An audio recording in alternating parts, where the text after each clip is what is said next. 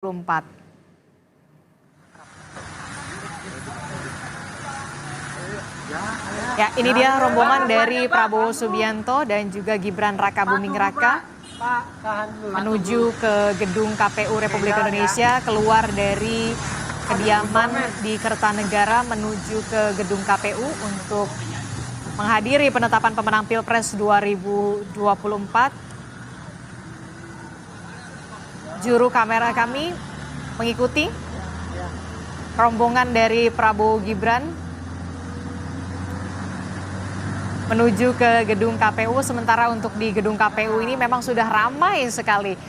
Ketua umum partai politik khususnya koalisi Prabowo Gibran ini memang sudah hadir. Tadi juga ada Ketua Umum Partai Demokrat Agus Harimurti Yudhoyono, kemudian juga tadi ada Ketua Umum Partai Golkar Erlangga Hartarto. Tadi juga saya sempat melihat Ketua Umum Partai Amanat Nasional Zulkifli Hasan, Ketua TKN Prabowo Gibran Rosan Roslani, ada juga Bahlil Lahadalia, bahkan tadi juga saya melihat ada Menko Polhukam Hadi Cahyanto juga hadir di KPU. Dan memang menurut jadwal pada pukul 10 pagi ini akan ada penetapan pemenang Pilpres 2024 di gedung KPU. Tadi kita melihat juga ada Mendagri. Ya, Pak Tito ya. Tito Karnavian juga memang sudah hadir di KPU. Ramai sekali tampaknya, kompak menggunakan kemeja putih. Pak Tito menggunakan seragam.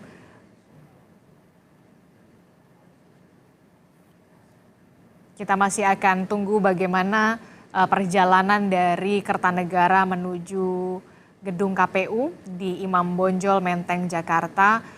Yang juga menarik juga informasinya dari Capres Pemilu 2024 nomor urut 01, begitu ada Anies Baswedan. Rencananya memang terkonfirmasi untuk hadir, tapi kita akan lihat nanti akan benar-benar hadirkah ke KPU bersama dengan Muhaimin. Ganjar Mahfud belum sampai saat ini belum terkonfirmasi, tapi mungkin saja nanti akan ada perubahan atau semacamnya, kita tidak tahu, tapi nanti kita akan nantikan bersama. Termasuk juga ini yang saya juga nantikan adalah bagaimana mengakhiri polemik Pilpres ini, ya kan? Tadi sesuai dengan Gibran di Solo mengatakan kita rangkul semuanya, apalagi 01 dan juga 03 juga sudah mengucapkan selamat, termasuk juga partai mana yang kemudian akan disambangi begitu atau dikunjungi untuk bersilaturahmi, siapa partai pertama, itulah yang kemudian juga membuat kita penasaran pastinya yang untuk diajak bergabung. Tapi tadi Kang Ujang mengatakan demokrasi yang sehat tetap harus ada pengawasan di luar pemerintahan. Jangan sampai seperti apa ya, orkestra seirama dan sekata begitu ya kan. Nanti rakyat ditinggalkan, itu jangan sampai itu. Jadi elitnya enak, rakyat ditinggalkan. Nah, itu tanda-tanda bahwa tidak ada oposisi yang kuat itu. Dan dimanapun di negara demokrasi manapun butuh keseimbangan. Misalkan di Amerika pun ya walaupun mereka dua partai kuat ya gitu ya. Kalau Demokratnya berkuasa ya Republiknya sangat keras mengkritisi. Begitu juga sebaliknya. Nah di kita walaupun multi partainya besar ya, kalau ada yang berkuasa, katakanlah koalisi yang berkuasa, maka ada juga koalisi yang lain juga yang harus mengingatkan. Kan hidup ini kan sederhana Mbak Adisti ya. Butuh keseimbangan. Ada perempuan, ada laki-laki, siang malam, ya baik buruk gitu ya, semua termasuk dalam konteks pemerintahan. Ada yang di sana, ada yang di sini, ada yang di dalam, ada yang di luar, ada yang memerintah, ada yang juga menjadi oposisi. Nah inilah sebenarnya Tuhan ciptakan ini semua sebagai bagian untuk mengingatkan kita semua bahwa ya kalau sesuatu kehidupan ini termasuk kehidupan demokrasi, kehidupan bernegara akan untuk sehat atau ingin sehat, makanya keseimbangan terus ada. Nggak boleh juga bandulnya misalkan kekuasaan terlalu kuat, tadi akan otoriter, akan abuse of power, akan korup, pasti dijamin. Dan itu yang memang harus dicegah. Ya harus dicegah, ya jangan sampai gini, pencegahan, pengawasan atau controlling itu jangan sampai dari masyarakat. Tapi diambil oleh partai politik gitu ya. Partai politik yang memang kuat dan tangguh tadi untuk menjadi oposisi. Itu penting. Karena kalau partai politiknya tidak mau ada yang jadi oposisi, kan lucu. Mestinya akhirnya diambil oleh rakyat, oleh akademisi, oleh civil society. Itu kan sesuatu yang tidak bagus begitu. Anda melihat PKS dan PDI Perjuangan nantinya akan berada di luar pemerintahan, walaupun memang kalau kita lihat PKS dan PDIP ini punya ideologi yang berbeda. Ya, memang tidak ketemu dalam konteks politik nasional, tapi jangan lupa di pilkada ketemu. Oke. Jadi saya melihat walaupun ideologinya berbeda, satu nasionalis, satu Islam, kepentingannya juga berbeda. Tapi kalau kepentingannya sama untuk ke depan, saya meyakini akan ketemu juga. Jadi ya jangan-jangan lebih kuat begitu jangan-jangan mereka karena bersama. Iya, karena jangan-jangan kalau lebih sama lebih galak dua-duanya untuk mengontrol pemerintahan Prabowo Gibran. Bisa jadi, dan itu mungkin kita butuhkan. Tadi kita ini membutuhkan pemerintahan yang kuat. Artinya koalisi pemerintahan Prabowo Gibran harus kuat. Tapi di saat yang sama kita membutuhkan oposisi yang kuat dan tangguh. Ini saya selalu ulangi untuk mengingatkan kepada segenap bangsa Indonesia termasuk partai politik, jangan sampai masuk semua. Boleh merangkul, boleh rekonsiliasi, tidak dilarang, bersatu boleh, tetapi jangan pernah meninggalkan konsep tadi ya, kekuatan penyeimbang itu. Check and balances itu sebagai pengingat dari Tuhan, keseimbangan yang harus kita jaga. Itu penting, Mbak Disti. Check and balances itu penting karena untuk tetap bisa mengawasi jalannya pemerintahan begitu ya, tetap harus ada begitu, karena memang demokrasi yang sehat memang harusnya seperti itu. Harus ada. Nah, kalau kita lihat nih, ini dia ada Ketua Umum dari Partai Solidaritas Indonesia, ada Kaisang Pangarep yang nampaknya lagi menunggu sang kakak begitu ya untuk hadir di gedung KPU bersama dengan Prabowo Gibran untuk sama-sama menyaksikan penetapan pemenang Pilpres 2024. Nah, ini dia dengan menggunakan kemeja berwarna atau jaket begitu ya berwarna merah, ada mawarnya begitu di belakang gitu kan. Nah, ini juga yang cukup menarik untuk kita ulik juga PSI ini, ya kan? Gimana Anda melihatnya? Yang gimana? Apanya? Sisi mananya nih? Nah, ini kan udah pasti kan, apakah nanti juga akan ada jatah menteri begitu kepada PSI? Ya, kalau kita lihat dari... Jangan-jangan Kaisang masuk juga nih ke jajaran menteri? Jangan-jangan. Kalau dulu kan begini, kalau Pak Jokowi ya, kalau Pak Jokowi partai kecil, partai non-parlemen, tidak jadi. Ya kan? Nah, ini kan partai non-parlemen kan? Nah, jangan-jangan memang di pemerintahan ke depan non-parlemen akan jadi. Karena begini, Yusril juga kan saya dengar PBB juga dapat. Oh ya? Saya dengar saya benar atau tidaknya, dapat 2 bahkan. Saya tidak tahu. Karena makanya Yusril pandai dari awal berkoalisi, dari awal mendukung gitu loh. Ya itu sebagai sebagian strategi. Karena, apalagi ketua tim hukumnya. Tapi di zaman Pak Jokowi yang lalu, ketua tim Pak Jokowi juga, tapi tidak dapat juga. Ya kan? Karena tidak dapat menteri, maka yang dikasih sekjennya jadi wamen.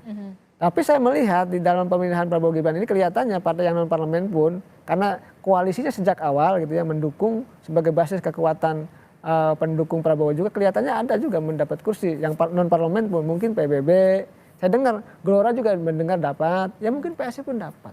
Saya melihatnya seperti itu sih. Satu-satu dapat lah ya. Kelihatan sih dapat lah. Tapi Anda melihat Kaisang akan menduduki porsi itu? Soal Kaisang atau bukan, saya tidak tahu. Tapi PSI-nya kelihatannya akan ada dapat jatah itu. Saya melihat begitu. Itu. Tapi ya apapun itu ya tergantung dari Prabowo Gibran itu sendiri ya, yang menentukan, yang punya hak prerogatif untuk menentukan siapa yang akan dipilihnya, baik dalam partai politik pendukungnya maupun pengusung maupun dari kalangan profesional. Tetapi kita juga punya catatan dong gitu ya, bahwa sebagai anak bangsa, sebagai kritikus, sebagai media, untuk yang mengingatkan kepada mereka, cari dong yang bersih, cari dong yang bagus, cari dong yang berintegritas, yang mampu bekerja. Yang mampu bekerja, kan semua ada ukurannya, ada indikatornya, ada parameternya. Jadi tidak hanya sekedar populer saja di media sosial. Tidak bisa begitu. Bangsa ini dibangun berbasiskan pada keahlian dong, bukan berdasarkan kepada hal-hal lain. Jadi kalau mereka menterinya ahli ya, berintegritas, apalagi Pak Prabowo mengatakan bahwa nanti pemerintahnya tidak akan korupsi kan. Ya. Cari dong, ya betul kan. Jadi menteri-menterinya nanti jangan ada yang terindikasi. Kalau dulu kan periode Jokowi pertama ditandai oleh KPK tuh. Oh, udah ada. Ya, padahal belum tentu juga benar gitu. Yang periode kedua enggak, di los-los aja yang terindikasi korupsi itu banyak. Bahkan menteri-menteri yang sekarang terindikasi korupsi aman-aman aja tuh. Ya, artinya ke depan kalau ingin memperbaiki bangsa, kan musuh berat bangsa ini salah satunya korupsi. Oleh karena itu ya tadi Prabowo Gibran punya kewajiban untuk menuntaskan janji kampanye dalam konteks pemberantasan korupsi. Karena sudah tahu penyakitnya itu. Ya tolong dirubah dong. Dari masa ke masa, dari presiden ke presiden belum mampu ya meningkatkan indeks persepsi korupsi yang baik, yang melonjak gitu. Nah inilah sebenarnya momentum Prabowo Gibran untuk bisa melakukan itu. Nah, masyarakat menunggu janji itu dan mudah-mudahan sih Prabowo Gibran bisa tadi ya membawa harapan, secerca harapan publik gitu untuk mengeksekusi, merealisasikan janji-janji kampanyenya, khususnya dalam konteks pemberantasan korupsi. Mengemban tugas amanat rakyat 5 tahun mendatang bukan kata yang ringan, apalagi sulit sekali untuk benar-benar menjadi pemimpin yang amanah. Ya agak sulit, berat dan itu ujiannya besar. Mungkin presidennya ingin amanah, tapi orang-orang di sekitarnya, atau pendukung-pendukungnya, ada partai politiknya. Nah kita ini ada dalam sebuah sistem yang mohon maaf sudah rusak. Oleh karena itu menatanya agak berat. Kita ada dua, ada sistem, ada orang gitu. Sistemnya baik, orangnya nggak baik juga nggak bisa. Iya, jadi dua-duanya harus baik. Nah, kenapa kalau saya mengikuti teorinya Bourdieu, Mbak? Kenapa kita pasca reformasi nggak pernah berubah? Ya, nggak ada yang berubah, lihat dari reformasi. Korupsinya makin tinggi, kerusakan moralnya luar biasa. Kita ini ya, kita akui lah. Termasuk kita juga banyak kesalahan. Kenapa tidak berubah 98 sampai sekarang? Bahkan cenderung akan setback gitu ya. Padahal kan reformasi gitu ya, kan. Karena mentalitasnya tidak ada yang berubah. Habitusnya tidak ada yang berubah. Dulu zaman Orde Baru kalau boleh kita katakan dan kita sama-sama paham gitu ya. Korupsi di belakang meja kayak gini. Sekarang kan dengan meja-mejanya. Pak Mahfud MD mengatakan bahwa sebagai Menko Polhukam, korupsi tengok kanan tengok kiri atas bawah semua korupsi. Dan itu diakui iya. Tidak ada perubahan. Oleh karena itu ini momentum perubahan ya sebenarnya yang harus dibangun oleh Prabowo Gibran ke depan dengan janji berangkat dari janji-janji kampanye itu. Dan kita tunggu itu semua gitu. Demi Indonesia yang lebih baik. PR-nya adalah bagaimana bisa benar-benar memberantas korupsi yang ada di Indonesia supaya benar-benar bersih begitu ya. Sama seperti kemeja yang Prabowo Gibran pakai gitu ya, putih, seputih itu. Kita berharapnya seperti itu ya. Mudah-mudahan kita harus optimis dan kita percayakan, makanya kalau nanti bisa atau tidaknya kita kritisi bersama begitu. Oke, dari pantauan udara visual drone yang kita terima dari pilot drone Kompas TV, tampaknya ini rombongan dari Prabowo Subianto dan juga Gibran Rakabuming Raka ini sudah tiba di gedung KPU. Ya, 10 menit jelang penetapan pemenang Pilpres 2024. Ini dia rombongan dari Prabowo Gibran sudah tiba di gedung KPU Republik Indonesia. Mobilnya pun putih. Ya, mobilnya pun putih. Gitu. Mudah-mudahan hatinya juga putih, Pak. Ya, kita berharap ya kan. Apalagi begini, Presiden Joko Widodo sudah menyebut bahwa memang akan mendukung proses transisi kepemerintahan yang baru. Jarang-jarang kan ya ada dukungan untuk transisi kepemerintahan yang baru. Positifnya bagus itu, Mbak, tim transisi. Tetapi kalau boleh saya lanjutkan ya, kritik saya sebenarnya tim transisi itu harus dibangun oleh pemerintahan yang baru. Ini siapa nih, Pak? Oh itu. Ada Prabowo Subianto, Gibran Rakabuming Raka, kemudian sudah tiba, kita simak bersama, kita lihat. Ada Mbak Titi juga ya? Ada di belakang. Bu Titi juga, Titi Soeharto juga sudah hadir, kemudian dengan sang anak begitu ya, anak dari Prabowo Subianto juga sudah hadir.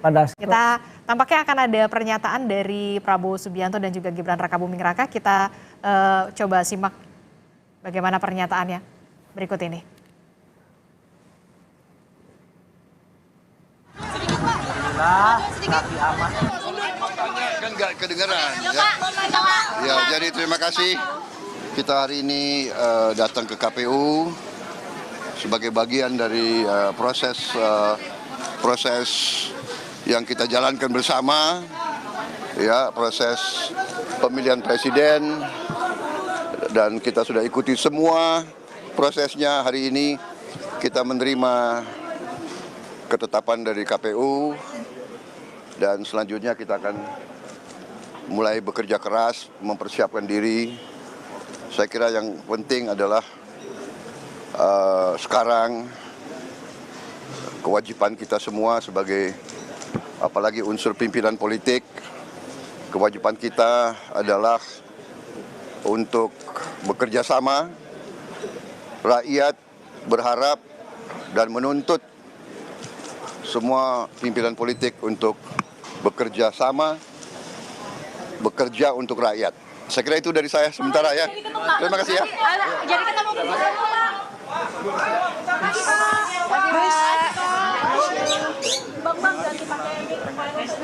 Ya, baru saja kita simak bersama pernyataan dari Prabowo Subianto didampingi oleh wakilnya yakni Gibran Rakabuming Raka, yang saya underline adalah di garis bawahi bekerja sama untuk rakyat. Itu dia. Apa yang Anda baca dari pernyataan Prabowo? Ya, kalau kita bicara bekerja sama artinya Prabowo Gibran harus kompak. Partai koalisi harus kompak. Nanti yang armada baru, misalkan koalisi yang baru, partai baru juga harus kompak. Nah, kekompakannya menentukan untuk keberpihakan kepada rakyat. Nah, rakyat ini memang begini, Mbak. Masa sih negara yang katanya kaya, kita ini tidur di atas emas, tidur di atas batu bara, tidur di atas nikel.